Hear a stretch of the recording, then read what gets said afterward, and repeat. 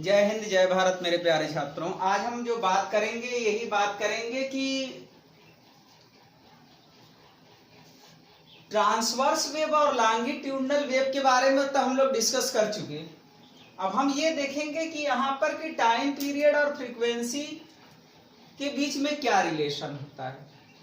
तो देखिए, आप जानते होंगे कि नंबर ऑफ वाइब्रेशन या नंबर ऑफ साइकिल पर सेकेंड या नंबर ऑफ रेयरफेक्शन पर सेकेंड या नंबर ऑफ कंप्रेशन पर सेकेंड इज कॉल्ड फ्रीक्वेंसी। तो फ्रीक्वेंसी क्या होता है? नंबर ऑफ वाइब्रेशन पर सेकेंड इज कॉल्ड फ्रीक्वेंसी। तो फ्रीक्वेंसी और टाइम पीरियड के बीच में जो रिलेशन होता है, अगर हम फ्रीक्वेंसी को एफ से दिखाएं तो फ्रीक्वेंसी एफ जो होती है वह रेसिप्रोकल होती है। किसका रेसिप्रोकल होती है? टाइम पीरियड का। तो टाइम पीरियड का रेसिप्रोकल होती है कौन? फ्रीक्वेंसी। तो फ्रीक्वेंसी जो होती है वह रेसिप्रोकल होती है टाइम पीरियड का। और अगर हम इसी में और देखना चाहें कि हमारी जो वेव वेलोसिटी होती है, वेलोसिटी वेवलेंथ और फ्रीक्वेंसी के बीच में रिलेशन देखने का प्रयास करें कि क्या होगा, तो वहां पर आप याद रखिए कि जो वेलोसिटी, फ्रीक्वेंसी और वेवलेंथ के बीच का जो रिलेशन होता है वो v equal to F into lambda होता है। v equal to F into lambda होता है। अब आपका v क्या है? v आपका वेव वेलोसिटी है। क्या बोलते हैं इसको? वेव वेलोसिटी बोलते हैं। f क्या है? f आपकी फ्रीक्वेंसी और लैम्डा वो क्या है? आपका वेवलेंथ है। तो ये आपका वेलोसिटी, फ्रीक्वेंसी और वेवलेंथ के बीच में रिलेशन हो गया। लेकिन आप थोड़ा सा अगर स्टैंडर्ड को आप बढ़ाना चाहते हैं तो दो चीजें आप इसमें एक इंक्लूड कर लेंगे। वो क्या इंक्लूड करेंगे आप? यहाँ पर वेव नंबर के बारे में हम बात करेंगे कि वेव नंबर क्या है, या एंगुलर वेव नंबर क्या है, या प्रोपगेशन वेव कांस्टेंट क्या होता है। तो आइए देखते हैं कि ये सब क्या है। आखिर में इन सब के बिना भी काम चलने वाला नहीं है। तो एंगुलर वेव नंबर होता क्या है? Angular wave number, angular wave number. अब आप इसको जो इंडिकेट करते हैं वो ओमेगा से इंडिकेट करते हैं। इससे ओमेगा से इंडिकेट करते हैं। और ओमेगा इक्वल टू जो होता है वो 2 पाई अपॉन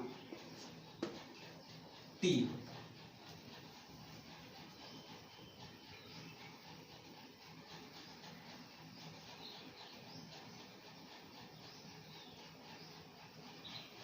इसी तरह एक होता है वेव कांस्टेंट।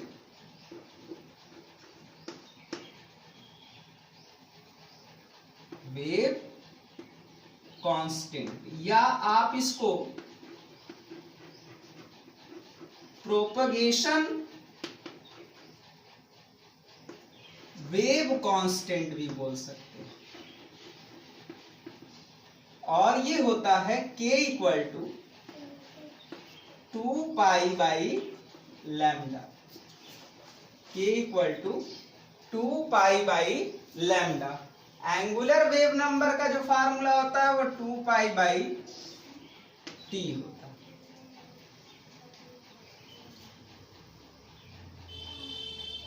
ठीक है। अब इसी के रूप में अगर हम फार्मूला को लिखना चाहें, इस वाले फार्मूले को, v इक्वल टू, इसको 2 पाई एफ भी लिख सकते हैं, इंटू लैम्डा अपॉन 2 पाई कर सकते हैं कि नहीं कर सकते? तो यहां पर हो जाएगा ये ओमेगा आ जाएगा और 2 पाई बाई लैम्डा बराबर के है वेव कांस्टेंट। तो लैम्डा अपॉन 2 पाई 1 अपॉन के बराबर हो जाएगा। तो ओमेगा बाई क्या आ जाएगा? के आ जाएगा। अर्थात जो वेव वेलोसिटी है, कौन सी वेलोसिटी? वेव वेलोसिटी जो है वो ओमेगा बाई के भी हो सकती है और एफ इंटू लैम्डा भी हो सकती है। ये जो फार्मूला आप लगाएंगे ये दोनों के लिए आप वैलिड है आपका, ये मत सोचिएगा। साउंड वेव के लिए भी पॉसिबल है और लाइट वेव के लिए भी पॉसिबल है, दोनों के लिए ये फार्मूला वैलिड है।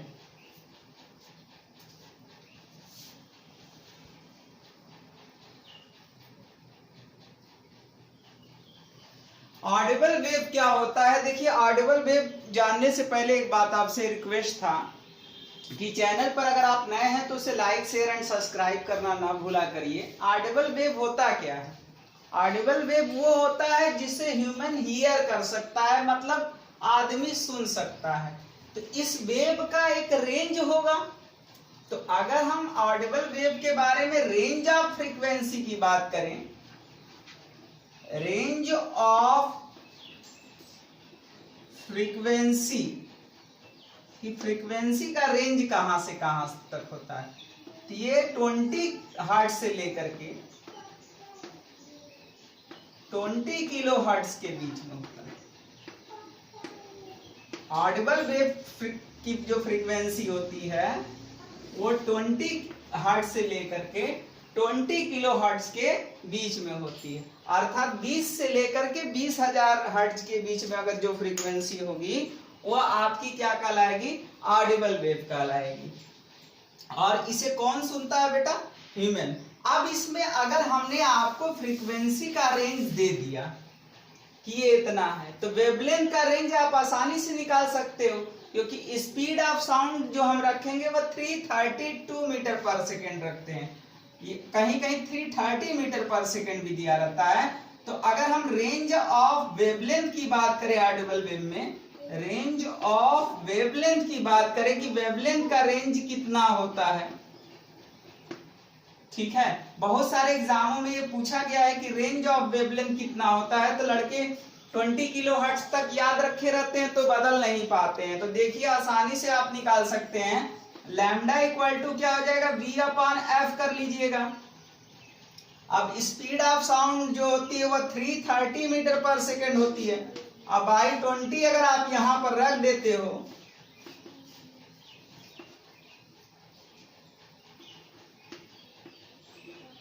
तो ये कितना आ जाएगा?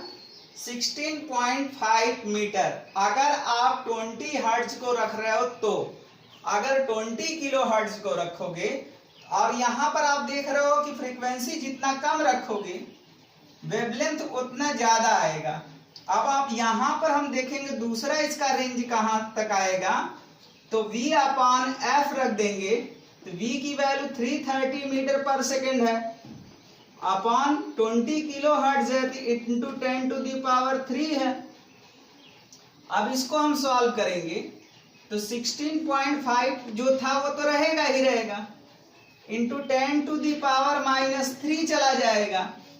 इट मीन्स यहां पर हो जाएगा 1.65 सेंटीमीटर। इट मीन्स इस वेवलेंथ का जो रेंज होगा वो कहां से कहां तक होगा? अगर वेवलेंथ का रेंज अगर हम देखें तो वो हो जाएगा 1.65 सेंटीमीटर से लेकर के कहां तक? 16.5 मीटर तक। और ये कौन सुनता है? जो हम लोग सुनते हैं वो यही रेंज में सुनते हैं। तो ऑडिबल वेव में कौन आता है? ह्यूमन का जो हियर है वो इस साउंड को मेजर कर सकता है या सुन सकता है। अब दूसरा बात करेंगे इंफ्रासोनिक वेव के बारे में कि इंफ्रासोनिक वेव होती क्या है।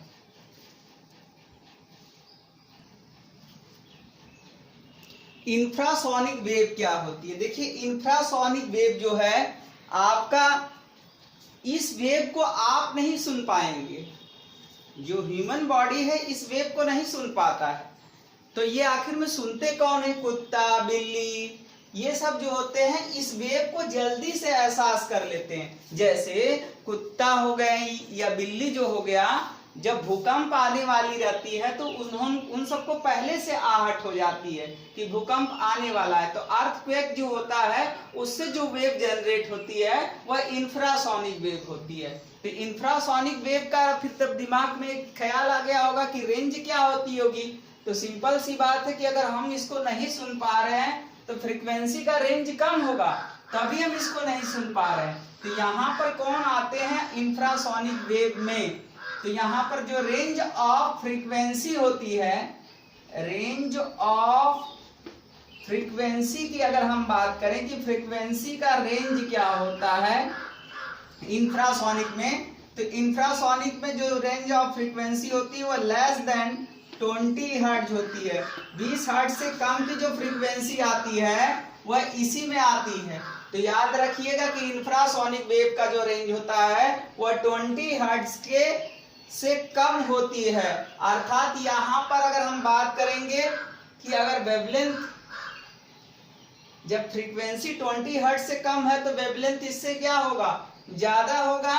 It means the range of wavelength की बात करें इंफ्रासोनिक में, रेंज ऑफ वेवलेंथ की बात करें इंफ्रासोनिक में, तो वह हमारा जो वेवलेंथ का रेंज होगा वह 16.5 से ज्यादा होगा। अर्थात 16.5 मीटर से ज्यादा का जो वेवलेंथ का रेंज होगा वो सभी इंफ्रासोनिक वेव में आते हैं। तो इंफ्रासोनिक वेव का एग्जाम्पल क्या होगा? अगर हम एग्जाम्पल की बात करें इंफ्रासोनिक में तो जो पहला एग्जाम्पल आएगा वो अर्थक्वेक होगा। दूसरा एग्जाम्पल क्या हो सकता है? Ocean wave. ये दोनों कौन सी वेव को जनरेट करते हैं? इंफ्रासोनिक वेव को जनरेट करते हैं। और इंफ्रासोनिक वेव का रेंज कितना होता है? वह लेस देन 20 हर्ट्ज होता है। अर्थात वेवलेंथ का रेंज पूछा जाए तो वह 16.5 मीटर से लार्ज होता है।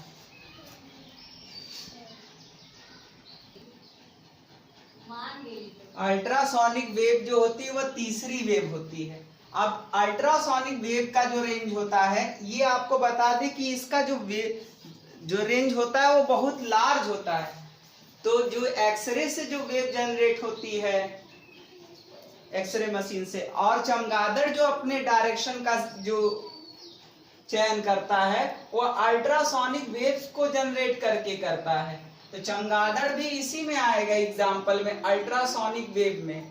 तो अल्ट्रासोनिक वेव जो होती है इतना ज्यादा घातक होती है कि अगर अल्ट्रासोनिक वेव अगर कहीं से क्रॉस कर जाए, जैसे मान लीजिए कि अल्ट्रासोनिक वेव को क्रॉस कर दिया जाए घर से, तो घर में दरारें पड़ जाएंगी, दीवारों में एकदम जो दीवार टाइप दरार आ जाती है, आप देखे होंगे, वो इसी वेव के कारण जनरेट होती है। तो अल्ट्रासोनिक वेव का जो फ्रीक्वेंसी का रेंज होता है वो बहुत ज्यादा होता है। तो रेंज ऑफ फ्रीक्वेंसी की बात करें कि अल्ट्रासोनिक वेव का रेंज कितना होता है, तो इसका जो रेंज होता है वो ग्रेटर देन 20 किलो हर्ट्ज होता है, ग्रेटर देन 20 किलो हर्ट्ज। ये याद रखिएगा, ये हमने फ्रीक्वेंसी का रेंज लिखा है अल्ट्रासोनिक में। अर्थात वेवलेंथ का रेंज देखा जाए कि वेवलेंथ का रेंज कितना होगा, तो वेवलेंथ का जो रेंज हो जाएगा वो 20 है, तो लेस देन जो हो जाएगा 1.65 सेंटीमीटर। अर्थात इससे कम वेवलेंथ में जो आएगी वो हमारी अल्ट्रासोनिक वेव होगी। तो अल्ट्रासोनिक वेव जो होती है इतना ज्यादा घातक होती है कि जो घर में ये अगर अल्ट्रासोनिक वेव को हम क्रॉस कर देंगे तो वहां पर जो दरार बन जाएगी वो अल्ट्रासोनिक वेव के कारण ही होगी। तो इस तरीके से हम लोगों ने तीनों वेव को देख लिया, तीनों वेव के वेवलेंथ को देखा, फ्रीक्वेंसी के रेंज को देखा।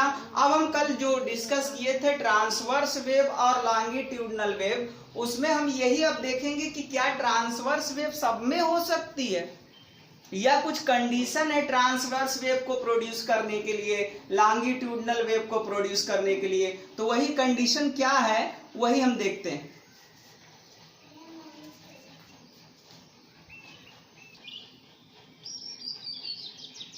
स्पीड ऑफ ट्रांसवर्स वेव के बारे में बात करें कि स्पीड ऑफ ट्रांसवर्स वेव क्या है, तो क्या जो ट्रांसवर्स वेव की जो स्पीड होगी क्या वो सब में होगी?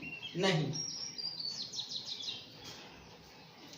तो ट्रांसवर्स वेव अगर हम बात करें ट्रांसवर्स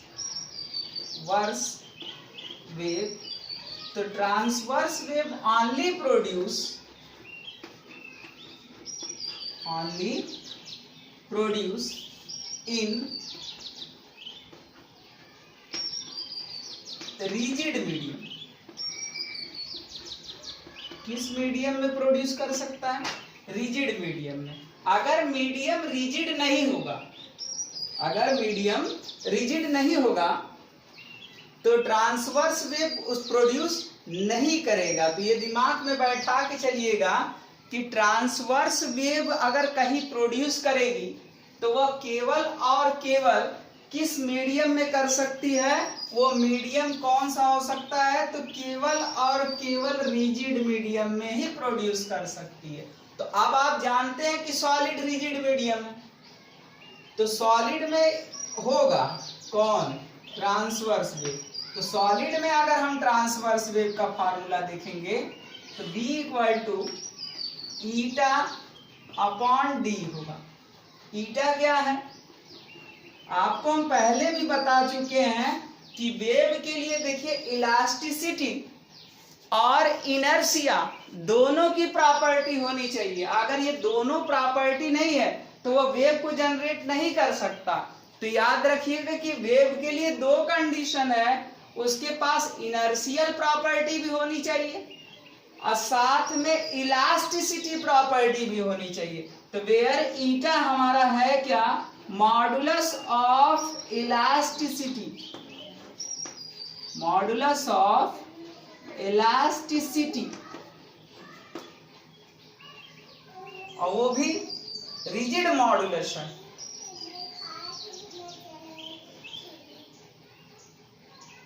इलास्टिसिटी ना कह के यहाँ रिजिडिटी कहेंगे तो सबसे बेस्ट।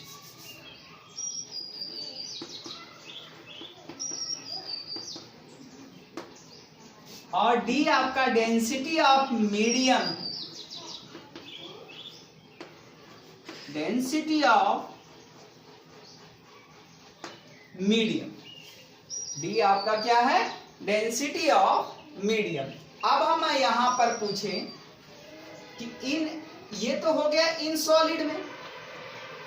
अगर हम इन लिक्विड में बात करें तो लिक्विड रिजिड नहीं है, तो लिक्विड में जो स्पीड ऑफ ट्रांसवर्स वेव जो होगी वो 0 होगी।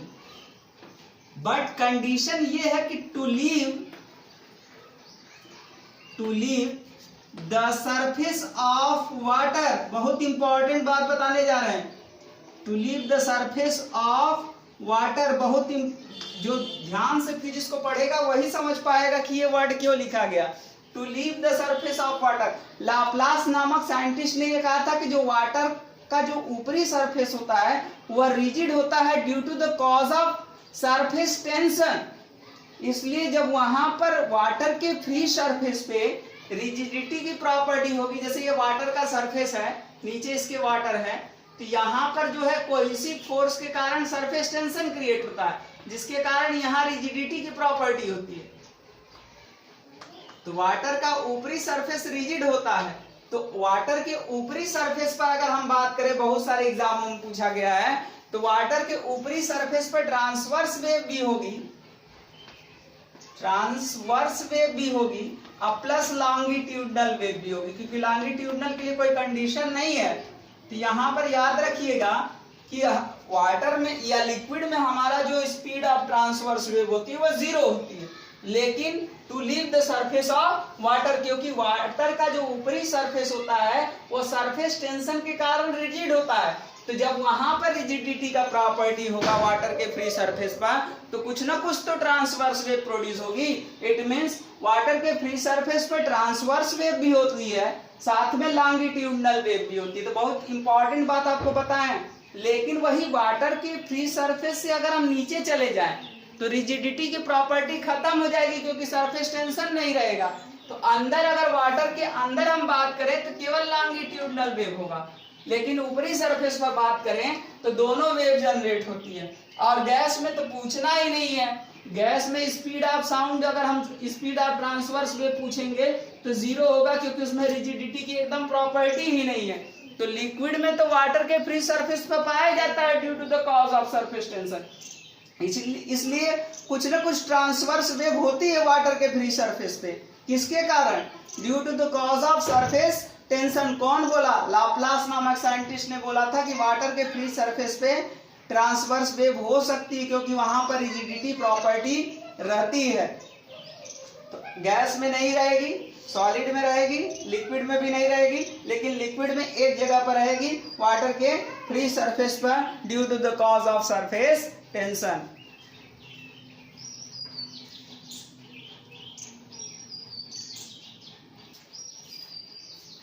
तो स्पीड ऑफ लॉन्गिट्यूडनल वेव के लिए बात करें तो देखें तो अगर हम ट्रांसवर्स वेव का स्पीड देखें तो वो केवल सॉलिड में था। अगर एक तरीके से देखा जाए तो लिक्विड में न के बराबर था और गैस में था ही नहीं।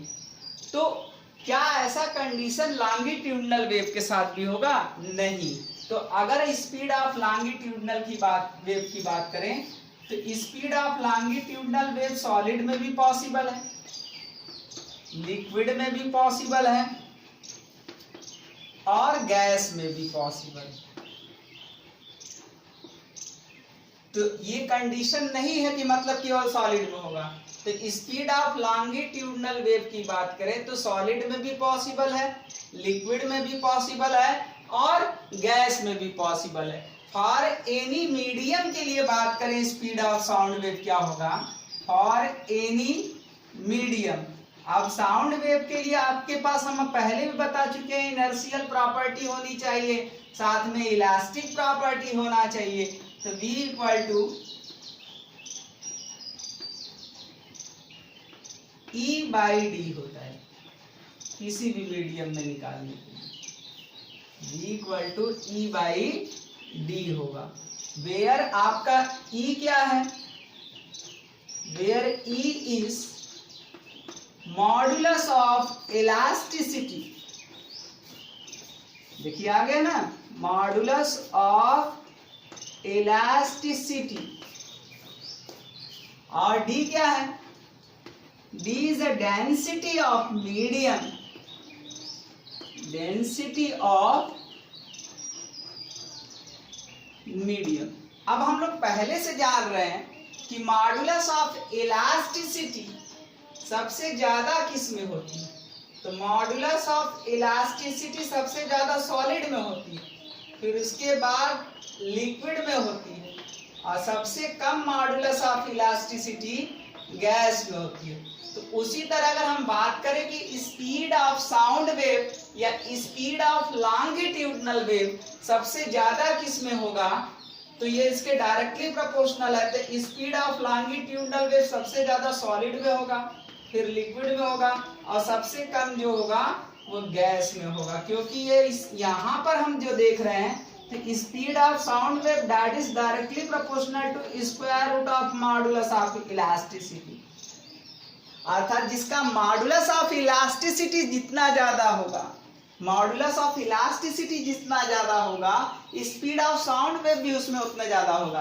तो मॉडुलस ऑफ इलास्टिसिटी सबसे ज्यादा सॉलिड में होती है, तो स्पीड ऑफ साउंड वेव भी जो होगा सॉलिड में सबसे ज्यादा होगा। तो अप्रॉक्सीमेट 5200 मीटर पर सेकेंड होती है इसमें, सॉलिड में। आप एक एग्जांपल में दे रहा हूं, जैसे आप देखेंगे कि ट्रेन, रेलवे ट्रैक पर जब ट्रेन आती है तो जो एक साउंड आप एयर के थ्रू सुनते हैं, और अगर कान लगा करके उस पटरी पर सुनेंगे तो वो साउंड ट्रेन आने की सबसे पहले आपको पता चल जाएगी। क्यों?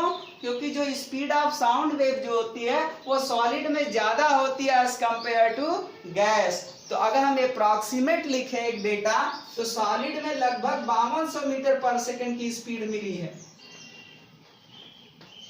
और गैस में लगभग 500 के आसपास।